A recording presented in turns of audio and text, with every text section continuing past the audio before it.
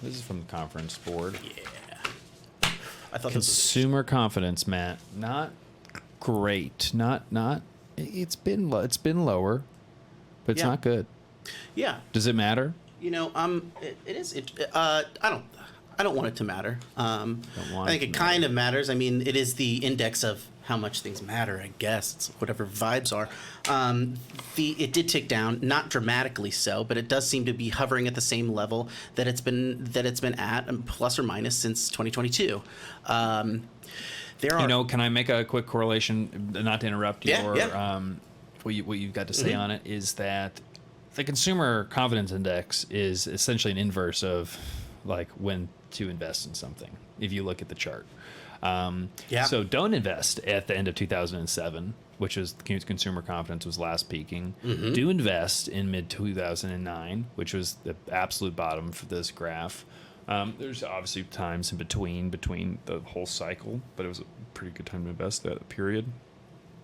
You know, I guess you could have invested right before the pandemic, but I mean, you're basically just gambling at that point. But basically, for a long period, you know, from mid 2020 through 2021 would have been a great time to invest. In 2020, you made a ton of money.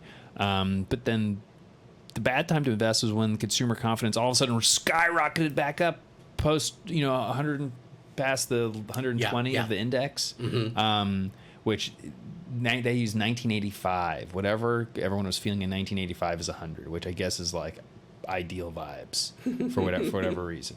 But so we were way above vibes in 1985. Yeah. And now we're kind of back down to we're basically at 1985 levels, whatever that means, or 2015 levels, which whatever that means.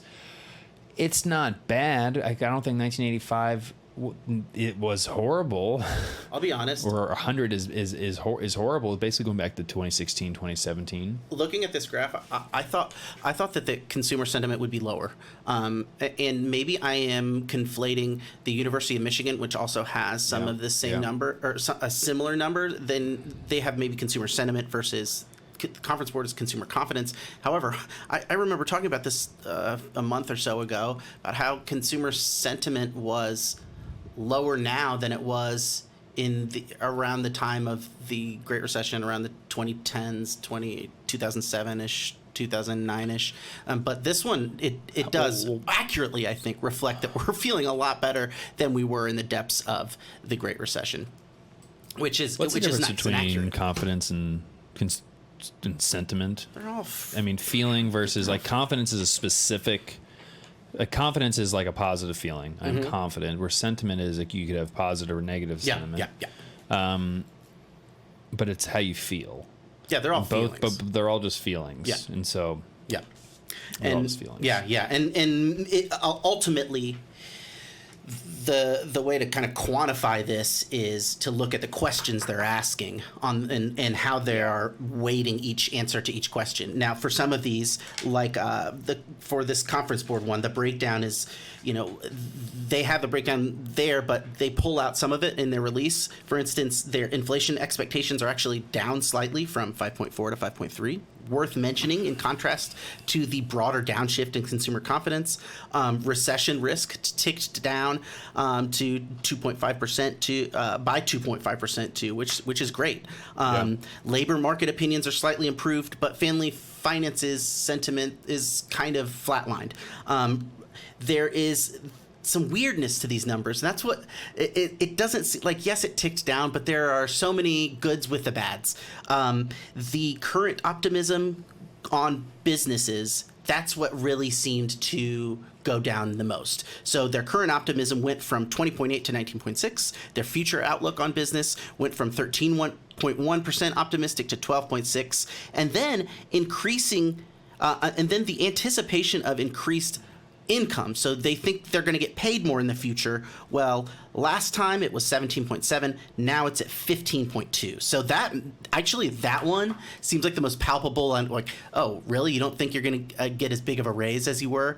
That's like hit the ground, the ground level opinion that doesn't have anything to do with like, oh, the vibes in the economy. Oh yeah, of course the economy's going to do well. You can kind of specifically point to the You'll be thinking about wages a lot more concretely. Yeah, especially if, again, if wages kind of even up a little bit, and if there is an anticipation of like, oh, I'm going to get a big raise every single year, and employers are all of a sudden they're looking at, they just made a big raise, and the inflation and growth isn't as what it was a couple of years ago. People are might be disappointed if they don't get a big raise, but it's like the business owner thinks might not be possible this year. So yeah, all of that kind of in context, I don't get a sense that the sentiment levels are kind of like flatlining or heading down, but I am really interested in seeing, in seeing any difference between, like, I'm trying to correlate it with inflation. That's what I thought you said. Is like, well, you can correlate it as the inverse of what time to invest. Interest rates. But yeah. How much does the inflated interest rates, does the price growth that we've been kind of on the tail end, what are the relevant factors there? There's obviously a political element. It's always whenever the other guy's in the office, you always feel like it's a little bit worse than now. And I think that's only exacerbated. That's why I think you may as well throw all these sentiment readings out the window during an election year, because no one's going to really admit that the stock market went up, even though it did. It's like the wrong guy's in charge. I'm going to ignore. I'm going to ignore that. But that's and even also too. This is what has bothered me. And I'm going to get off topic and talk about inflation again. But like, all the people are still talking about grocery prices rising and eggs. Someone mentioned it. I think you're definitely talking about eggs a lot. But like, eggs haven't gone up. The price of eggs hasn't really gone up. It's gone down. Grocery prices are not skyrocketing like they have now. I'm going to get a bunch of comments like, well, you aren't going to the grocery store. Nominal all items inflation is lower than it used to be, and I don't know what. So all the comments that I just read, it's because I read an article. I love you do a man on the street and someone's like, you don't even go to the grocery store, and you're like, I read CPI reports. I know.